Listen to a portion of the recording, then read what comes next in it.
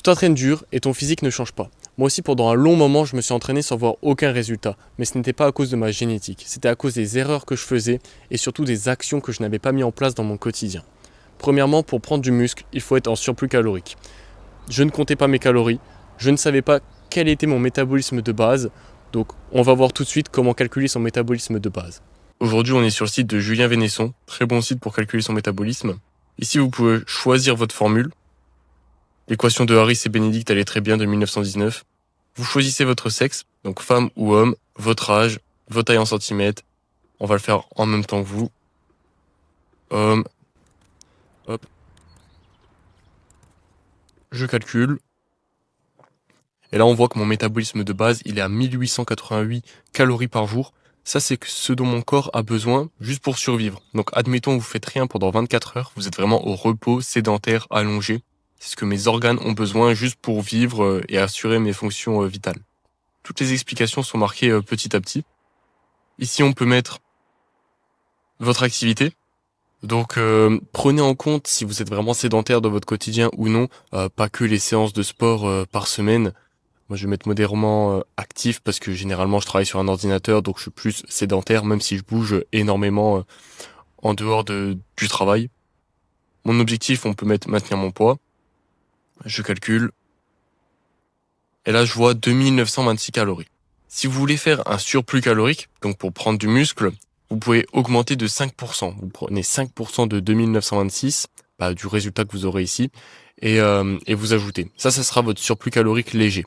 Si vous êtes vraiment maigre actuellement et que vous voulez vraiment prendre du poids rapidement, vous pouvez augmenter à 10%. Mais je vous déconseille d'aller au-dessus, sinon vous allez prendre trop de gras et c'est pas ce qu'on veut juste prendre du muscle ici. Et à l'inverse, si vous voulez perdre du poids, je vous conseille de descendre de 200 calories, 300 calories. Pareil, selon l'intensité du déficit que vous voulez faire. Et après, bien évidemment, selon votre prise de poids ou votre perte de poids sur la balance, selon les résultats que vous avez, vous ajustez ce chiffre. Ce chiffre, il est vraiment là juste au tout début pour vous donner un ordre, une moyenne, une idée, pour vous donner une idée. Mais sur le long terme, il va être amené à changer et vous allez pouvoir adapter ça juste avec la vision de vos résultats. En dessous, vous avez pas mal d'informations sur le métabolisme. Donc si vous avez envie de lire tout ça, c'est des bonnes infos, n'hésitez pas à vous renseigner. Maintenant qu'on sait combien de calories on doit manger par jour, on va parler d'un macronutriment vraiment important, les protéines. C'est ce qui va nous permettre de construire du muscle. Les protéines sont composées d'acides aminés. Dans les produits animaux, la chaîne d'acides aminés est complète. Et dans les produits végétaux, la chaîne d'acides aminés est généralement incomplète. Donc on va privilégier des produits animaux de haute qualité. En plus de ça, ça nous permettra d'avoir plus de micronutriments. Parce que tout le monde parle des protéines et des macronutriments, mais les micronutriments vont être vraiment pertinents pour votre prise de muscle. Que ce soit le zinc, la vitamine D, la vitamine B12. En fait, vraiment, c'est un tout. Vous ne pouvez pas juste isoler un macronutriment, hop, je veux que des protéines, je veux construire du muscle. Non, c'est vraiment votre santé. En optimisant votre santé globale, vous allez optimiser votre prise de muscle. Donc, mangez des aliments ultra riches, du style foie de bœuf, œufs, du bœuf nourri à l'herbe, du poisson gras, mais des petits poissons gras pour éviter les métaux lourds, le mercure, etc. Donc style sardines, maquereaux, harengs.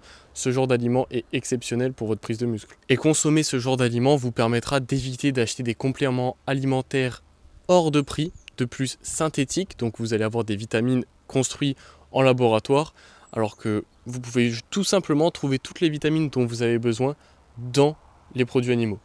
À part le magnésium, c'est le seul complément que je vous conseille vraiment, surtout quand vous faites pas mal de sport, que vous transpirez beaucoup. Le magnésium va être vraiment utile parce que dans notre quotidien, c'est compliqué d'en trouver vu que les sols sont appauvris en magnésium, donc les fruits, les légumes sont appauvris aussi en magnésium. La recommandation générale pour les protéines est entre 1,8 et 2,2 g de protéines par kilo de poids de corps. Donc pour quelqu'un de 70 kg, il devra manger 140 g de protéines en logique. Mais si vous dépassez ces 140 grammes, il n'y a aucun souci, ça sera un bonus on va dire et ça posera aucun problème pour vos reins ou quoi que ce soit tant que vos aliments sont de la plus haute qualité possible. C'est ça le plus important, la qualité des aliments. Ensuite, je voulais parler un petit peu du cholestérol. Donc dans les œufs, dans les produits animaux de haute qualité, vous allez avoir beaucoup de cholestérol et c'est essentiel pour votre production hormonale. Donc si vous voulez plus de testo, mangez du cholestérol. Je ne vais pas en parler trop dans cette vidéo parce qu'on est vraiment sur la prise de muscle, la nutrition, l'entraînement juste après. Donc voilà, mais si vous voulez une vidéo sur le sujet, n'hésitez pas à le dire dans le commentaire et je ferai une vidéo sur le cholestérol et comment optimiser ces hormones. Une autre raison pour laquelle vous ne progressez pas et vous ne prenez pas de muscle, c'est votre entraînement. Votre entraînement n'est pas optimisé. La première erreur dans votre entraînement, c'est de ne pas être assez intense. Si vous n'êtes pas intense, vous n'envoyez pas le signal nécessaire à votre cerveau pour dire « Ok, j'en ai tellement chié sur cette séance que je veux plus que ça arrive, donc je vais construire du muscle. » En gros, c'est ça le signal qu'il reçoit. C'est que c'était extrêmement compliqué, j'étais en dehors de ma zone de confort. La prochaine fois, ça n'arrivera pas vu que j'ai construit du muscle. Comment savoir si vous êtes vraiment intense? On va prendre l'exemple du développé militaire. Déjà, chaque répétition que vous faites doit être faite avec une intention de vitesse. Donc la concentrique, elle doit être vraiment rapide. Et l'excentrique, par contre, quand vous êtes en haut, vous pouvez contrôler sur 2-3 secondes, histoire de contrôler le mouvement. Mais après, quand vous remontez, ou sur une chaise presse, quand vous poussez, il faut être le plus rapide possible. Et cette rapidité, au fur et à mesure des répétitions, donc admettons, première rep, elle va durer 1 seconde, deuxième 1 seconde,2, troisième hop, et à la fin, la 8e répétition, peut-être si vous faites une série de 8, je veux qu'elle dure vraiment 5 secondes. Vous êtes là, vous poussez pendant 3, 4, 5, 6, 7, 8 secondes. Il y en a qui grindent même pendant 10 secondes. Et ça prouve que vous êtes vraiment intense parce que vous avez cette intention de vitesse sur chaque répétition, mais le facteur, le tempo de la concentrique ralentit automatiquement parce que votre muscle fatigue et que vous avez vraiment une intensité réelle tout simplement. C'est comme ça que vous savez si vous êtes intense ou pas.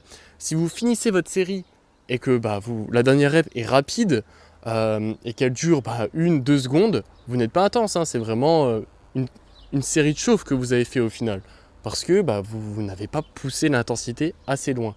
Le deuxième point le plus important, ça va être votre volume d'entraînement. Si vous en avez trop, vous risquez d'être en junk volume, donc d'en faire trop comparé à vos capacités de récupération et donc ne pas progresser.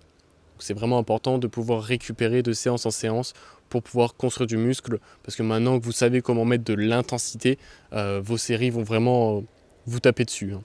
Ensuite, si vous n'en avez pas assez, à contrario, vous n'allez pas envoyer assez de signaux à votre corps pour qu'il puisse s'adapter, qu'il puisse créer du muscle. Donc il faut trouver le juste milieu. Ce que je vous conseille, c'est d'être aux alentours entre 8 et 15 séries par semaine par muscle. Des séries effectives bien sûr, donc poussées à l'échec, mais selon votre objectif, le cycle dans lequel vous êtes. Par exemple, moi j'utilise beaucoup pour les personnes avancées dans la musculation des cycles de priorisation. Donc par exemple s'ils ont fait des retards musculaires ou qu'ils ont une zone vraiment à développer en particulier, on va mettre énormément de volume sur cette zone, par exemple les pecs, 20 séries par semaine, c'est un exemple, 20 séries par semaine, et les autres muscles, on va les réduire pour pouvoir, ça nous permet de mettre énormément de focus sur une zone tout en récupérant suffisamment parce qu'on a baissé le volume sur les autres muscles. La troisième raison pour laquelle vous ne progressez pas, c'est parce que vous avez des patterns redondants. Par exemple, vous voulez développer vos pecs, le premier exercice que vous faites, c'est une chest press, le deuxième, c'est un bench, le troisième, c'est un bench halter, en gros, et le quatrième, c'est des pompes. Vous êtes tout le temps sur le même angle, donc la même zone, vous travaillez la même zone tout le temps. Ce qu'il faut faire, c'est varier les patterns d'entraînement, les patterns d'exercice. Donc par exemple, faire du développé incliné, du développé normal, donc du bench normal, et varier aussi, pourquoi pas, les courbes de résistance. Donc si vous faites tout votre entraînement aux haltères, pourquoi pas, premier exercice le faire aux haltères, deuxième exercice le faire à la barre guidée, le troisième à la machine. Ça va être intéressant de varier tout ça, donc de varier les angles, varier les courbes de résistance et pourquoi pas varier les fourchettes de répétition. Ça va vous permettre d'amener de la variété et d'amener différents stimuli sur votre muscle, ce qui vous permettra de progresser plus vite.